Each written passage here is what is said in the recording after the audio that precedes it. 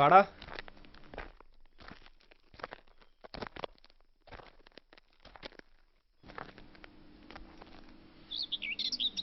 ആ നിങ്ങള് രാവിലെ തന്നെ തുടങ്ങിയില്ലേ?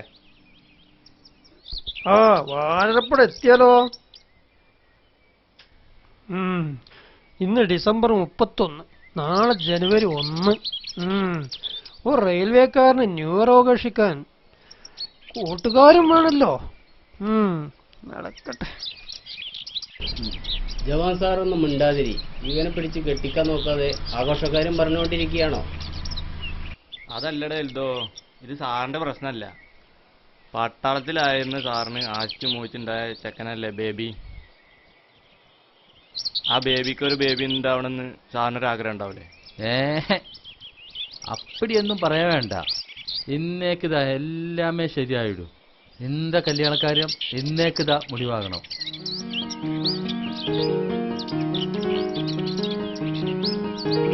നിങ്ങളൊരു കാര്യം ചെയ്യും, അപ്പനെ വെറുതെ വിട്.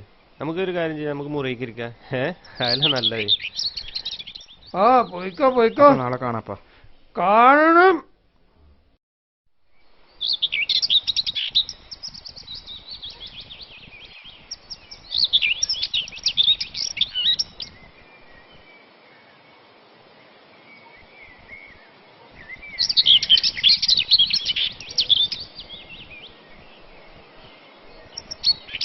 ഇന്നെന്തായി പട്ടാള വേഷത്തിലൊക്കെ?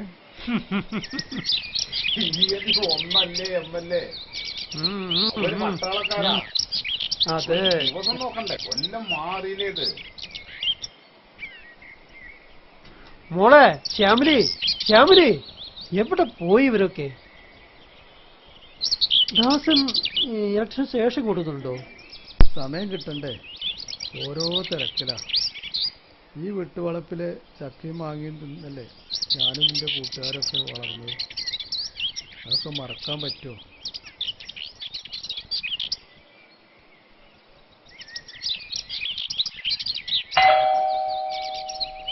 എന്താ അച്ഛാ? ആ MLA മാഷൊക്കെ വന്നിട്ടുണ്ടല്ലോ. മോള് പോയി ചായ എടുത്തിട്ട്. എനിക്ക് മധുരം വേണ്ട. എനിക്ക് മധുരം ഉണ്ടായിക്കോട്ടെ. ഇവൾക്കൊരു ജോലി കൂടി കിട്ടിയ ചെയ്തെടുത്തോളൂ. ഞാൻ പാലക്കാട് പോകുന്നുണ്ട്.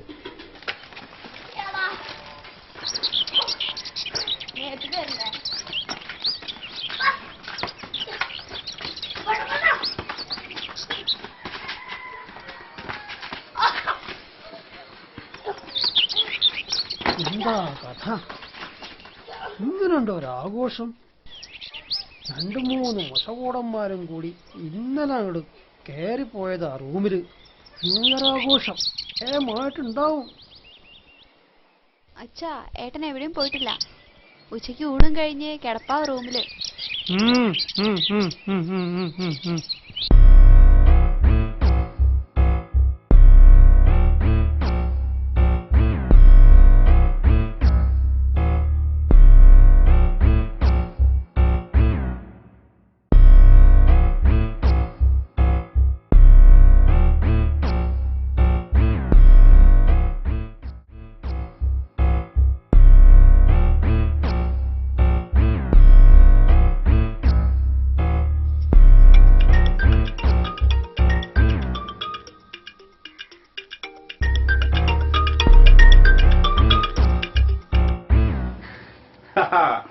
റിയാസ, തീർച്ചയായിട്ടും തീർച്ചയായിട്ടും. ആ നിന്റെ പുസ്തക വീട്ടിലേക്ക് ഒരു പുസ്തകം കൂടി ആയി. ഇല്ലല്ല, അത് ഞാൻ കാര്യമായിട്ട് പറഞ്ഞതന്നെ, ഒന്നും മറന്നിട്ടില്ല. ഇന്നലെ പറഞ്ഞൊന്നും. ഏയ് എന്നാ ശരി.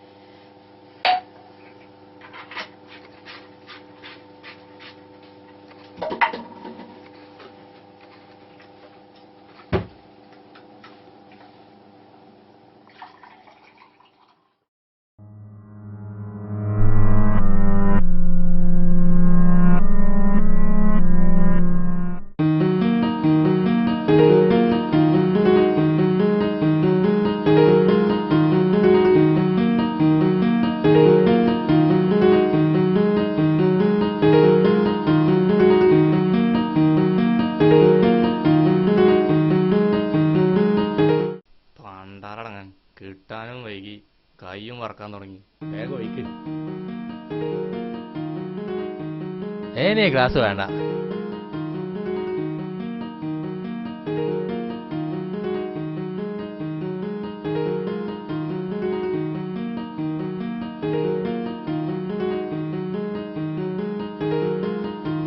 നീ പറഞ്ഞ കതർക്കട ബേബി.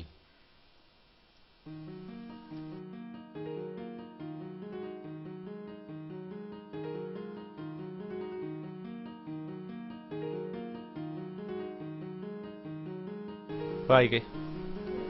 പിടിയടാ എൽദോ, വായിക്ക്.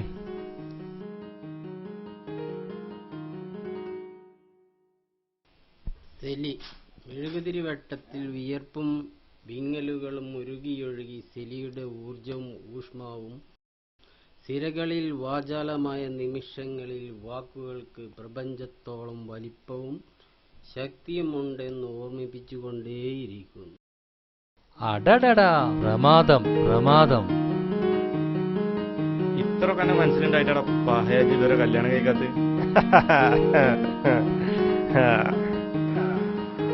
ഞാനിതൊന്ന് വായിച്ചു തീർക്കട്ടോ, നല്ല സെലിയുടെ രൂപത്തെ കുറിച്ച് അറിയാൻ കഴിയൂ. അവനത് വായിക്കട്ടെ. ഞാൻ എനിക്ക് പരിചയമുള്ള ശരി, വിരഹിണിയാവാൻ ഇഷ്ടപ്പെടാത്ത ശരി, മൗനത്തെയും വാചാലതയും വാരിപ്പുണയാൻ സദാ സമ്മതയായ ശരി. ഇതിലുപരിയായി ഞാനതിൽ എഴുതിയിട്ടുണ്ട്. എഴുതോ, വായിക്കട്ടെ.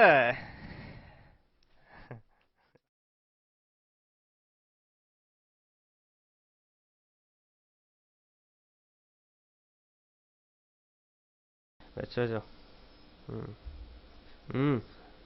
Okay.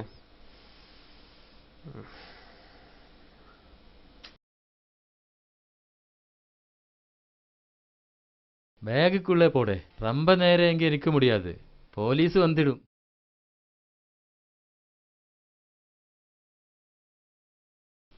ബേബി, അനക്കൊന്ന് കുളിച്ചിട്ട് വന്നുകൂടായിരുന്നില്ലേ? ഈ ഒന്ന് പോയിക്കാൻ ഇവിടെ കുടിക്കാൻ നോക്കുമ്പോ ഇന്നലെ വീട് പറഞ്ഞ ന്യൂര് രാത്രിയിൽ നിങ്ങളൊക്കെ എന്തൊക്കെ പറഞ്ഞാലും വിവാഹമോഹം എന്നൊരു സംഭവം എന്നിൽ എത്ര അടിച്ചേൽപ്പിക്കാൻ ശ്രമിച്ചാലും യാഥാർത്ഥ്യങ്ങൾക്ക് സത്യങ്ങളും മനസ്സിന്റെ ഇഷ്ടങ്ങളും എല്ലാം നമ്മെ സ്വാധീനിക്കും. എല്ലാം നിങ്ങളൊക്കെ എന്റെ പ്രിയപ്പെട്ട കൂട്ടുകാരൊക്കെ തന്നെ. എന്നാലേ ഇന്നെന്റെ സെലി എനിക്കൊപ്പമില്ല. സെലിയുടെ ചൂടും ചൂരും എല്ലാം ഞാൻ അത്രയ്ക്ക് ഇഷ്ടപ്പെടുന്നുണ്ട്.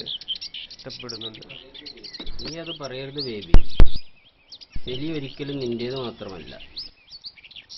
സെലിക്ക് നിന്നെ മാത്രം സ്നേഹിക്കാനാവില്ല. നിങ്ങൾ രണ്ടാളെ അഭിപ്രായ വ്യത്യാസങ്ങൾക്കനുസരിച്ച് നിങ്ങൾ ചിന്തിച്ചു നോക്കി. ബേബി സെലിനെ ഒരുപാട് ഇഷ്ടപ്പെടുന്നുണ്ട്. അത് യാഥാർത്ഥ്യമാണ്. അത് മറക്കണ്ട. റിയാസ് മനസ്സിലാക്കിയ സെലി അത് എത്ര ദുർനടപ്പുകാരിയാണെങ്കിലും ആ സെലിനെ കണ്ടെത്താനുള്ള ഒരു ശ്രമമെങ്കിലും നടത്തിക്കൂടെ?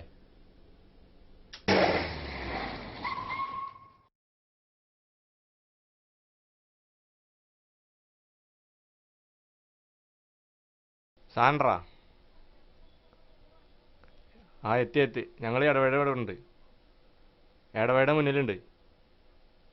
ഓക്കെ. ആ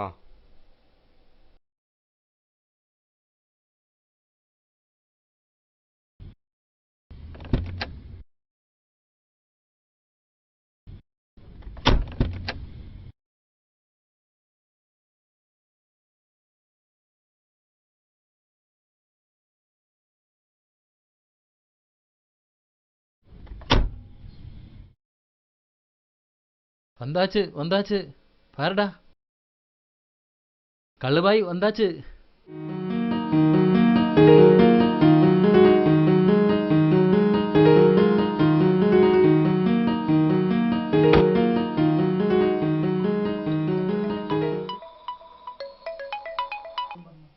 ഹലോ ആ തരാടാ. അല്ല സാർ ഇവിടെ പറഞ്ഞ തരാടാ. സാർ പറ. പൈസ എടുക്ക് തരാന്ന് സാർ ഇവിടെ പറഞ്ഞ. ഓക്കെ സാർ, ഓക്കെ ഓക്കെ, ഞാൻ അവിടെ എത്തിക്കാം. Okay bye. തന്നെ ഇപ്പൊ തന്നെ കിണ്ടിയായിരുന്നോ? ഞാൻ എങ്ങോട്ടാ?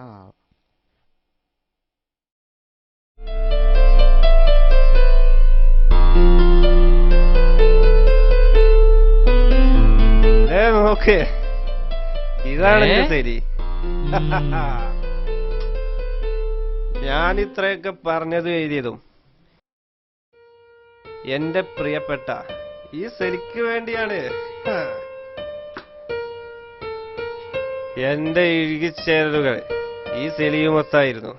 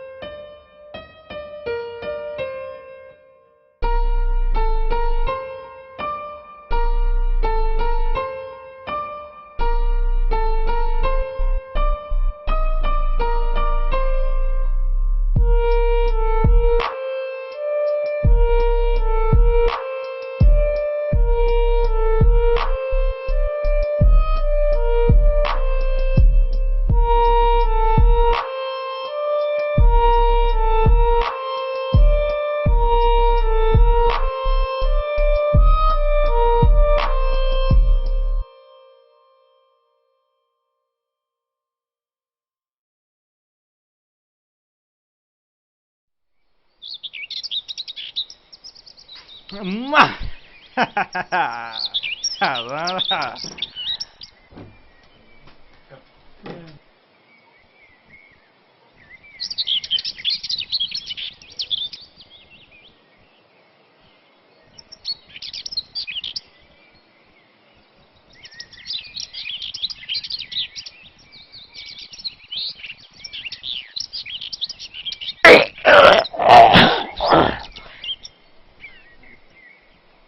രാമുഖി പണി പറ്റിച്ചു. എടാ എൽദോ ബേബി. ബേബിയാടാ ഭാഗ്യവാൻ. രണ്ടെണ്ണം അടിച്ചാലും ഡീസന്റ് ആവും ചെയ്യും, ലോക്കലാവും. അങ്ങനെ വീട്ടിലും പോവാം, സുഖസുന്ദരമായി കിടന്നുറങ്ങും. നമ്മളെങ്ങാനും രണ്ടെണ്ണം അടിച്ച് വീട്ടിൽ ചെന്ന് നമുക്ക് തരുവാടാ.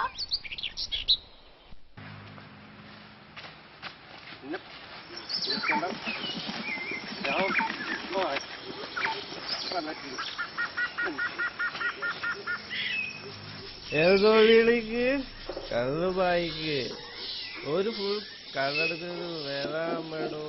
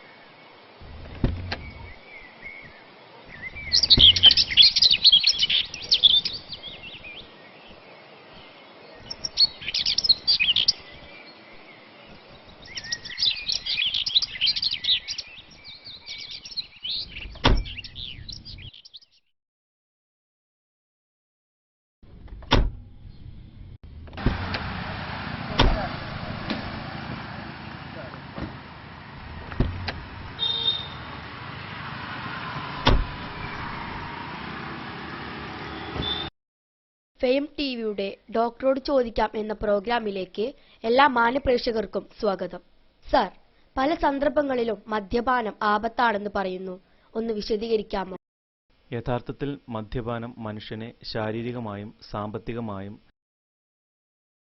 മാനസികമായും സംസ്കാരപരമായും സാമൂഹികമായും എന്തിനു പറയുന്നു നിയമപരമായി പോലും മനുഷ്യനെ എന്താ MLA ഇങ്ങോട്ടൊരു വിളി? അതാണ് ഞങ്ങളൊക്കെ അങ്ങോട്ടല്ലേ വിളിക്കുക. പറയാ. ജവാന്റെ മോനോ? ബേബിയോ? 3 പേരോ? പാലക്കാട് വെച്ചോ? ഏത് ഹോസ്പിറ്റലിലാ? എന്ത് ക്രിട്ടിക്കൽ സ്റ്റേജിലാണെന്നോ? അല്ല, പടച്ചോൻ കാക്കട്ടെ. ശരി, ഞാൻ ഇപ്പൊ തന്നെ ജവാനെ കാണാം. സുബൈദ, TV ഓഫാക്ക്.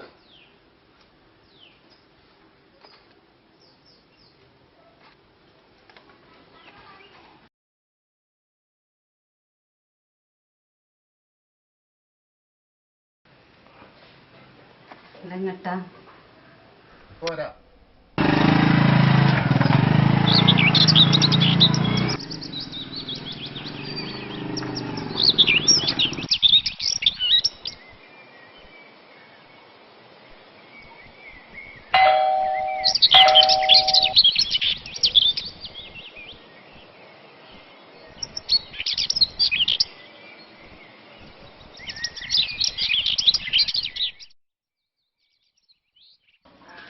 ജവാൻ,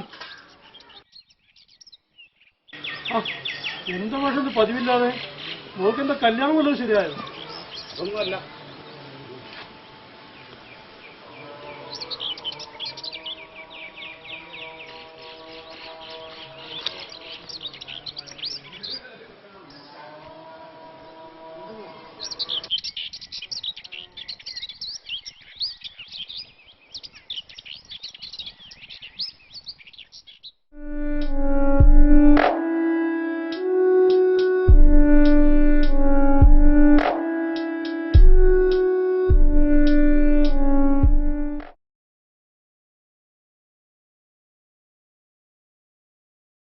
ഇരുന്നോളൂ. ദാസ, സത്യത്തിൽ എന്താ സംഭവിച്ചത്? MLA അവരെ കാണുണ്ടായോ? MLA ഹോസ്പിറ്റലിൽ പോയിരുന്നോ? ആ മരിച്ച കുട്ടികളുടെ കാര്യത്തിൽ എന്തായി തീരുമാനം? എനിക്ക് പാലക്കാട് ഒരു കോൺഫറൻസ് ഉണ്ടായിരുന്നു. അത് കഴിഞ്ഞ് മടങ്ങുന്ന വഴിക്കായതുകൊണ്ട് എനിക്ക് പെട്ടെന്ന് അവിടെ എത്തിപ്പെടാൻ പറ്റി. വേണ്ടുന്ന കാര്യങ്ങളൊക്കെ അവസരത്തിനൊത്ത് ഞാൻ ചെയ്തു. ആ കുട്ടികളെ കണ്ടാൽ അയ്യോ, അവരെ വീട്ടിലും ഞാൻ പോയി. സാമ്പത്തികമായി വളരെ മോശമായിട്ടുള്ള അവസ്ഥയാണ്. എന്നിട്ടും കുട്ടികളുടെ വിദ്യാഭ്യാസ കാര്യത്തിലാണ് അവർക്ക് ശ്രദ്ധ. ഒരുപാട് സ്വപ്നങ്ങൾ കണ്ടവരാ 2 വീട്ടുകാരും.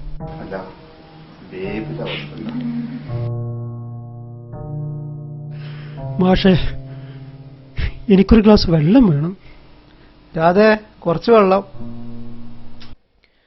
മദ്യം രുചിക്കൂട്ടിൽ നിറയുമോ തേനായി, മദ്യം സിരകൾക്കൊരൗഷധമോ, നേരായ ബുദ്ധിയെ കീഴ്മേൽ മറിക്കുന്ന മാരകപ്പേ വിഷമാണു മദ്യം. നൊന്തു പെറ്റമ്മയ്ക്കു താങ്ങുവാനാകുമോ കുടിയനാം പുത്രന്റെ ചെയ്തിയോർക്ക്? ബന്ധങ്ങളൊക്കെയും പങ്കിലമാക്കുന്ന വിഷജലമല്ലയോ മദ്യധാര. സുപ്രഭാതങ്ങളിൽ മക്കൾക്കു സ്നേഹത്താൽ താലോലിച്ചന്നം കൊടുക്കുന്നു നീ. എന്തിനാണന്തിയിൽ മക്കളെ കൊല്ലുവാൻ വാളോങ്ങി നിൽക്കുന്നു മദ്യപാനീ? പിന്നെയും പിന്നെയും മദ്യത്തെ പ്രാപിച്ച വച്ചതെന്തിനായി ദയനീയ കർമ്മബന്ധം?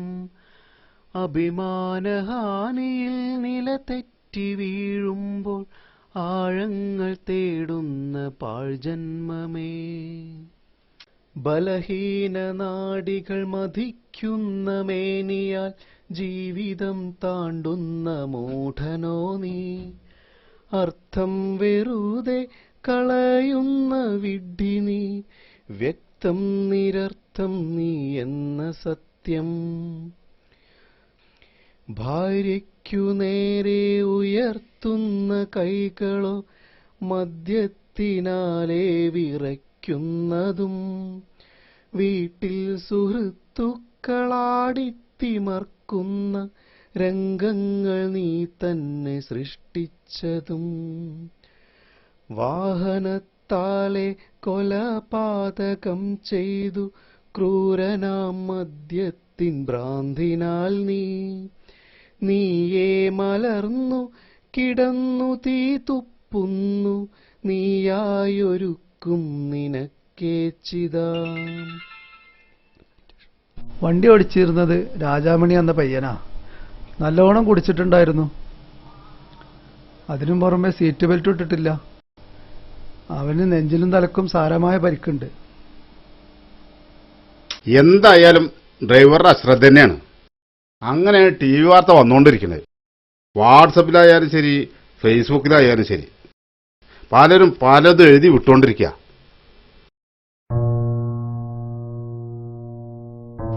ഈ 1-ാം തീയതി ആയിട്ട് എവിടുന്ന് കിട്ടി ഇതിന് മാത്രം നടക്കാൻ?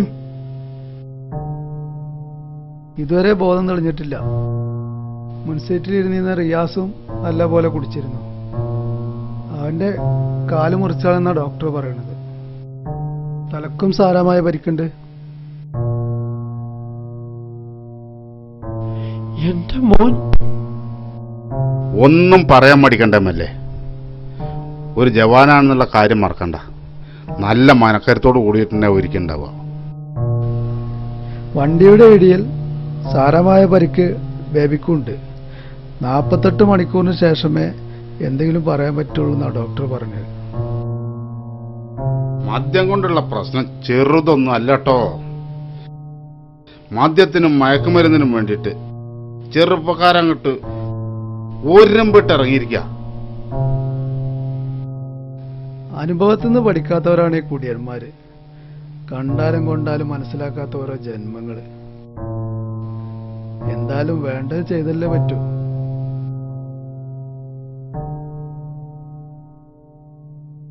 ഈ ദുരന്തത്തിൽ നല്ലൊരു പങ്ക് എനിക്കുണ്ട്. അമ്മ മരിച്ചതിന് ശേഷം ഒരു നിയന്ത്രണം ഇല്ലാതെ ഞാൻ അവനെ വളർത്തിയത്. അവൻ ഇത്രയൊക്കെ വലുതായതുകൊണ്ടോ അല്ലെങ്കിൽ ഒരു റെയിൽവേ ജോലിക്കാരനായതുകൊണ്ടോ ബേബിയുടെ ഒരു ഇഷ്ടത്തിനും ജവാൻ എതിര് നിന്നിട്ടില്ല. കുറച്ചൊക്കെ എനിക്കറിയാം.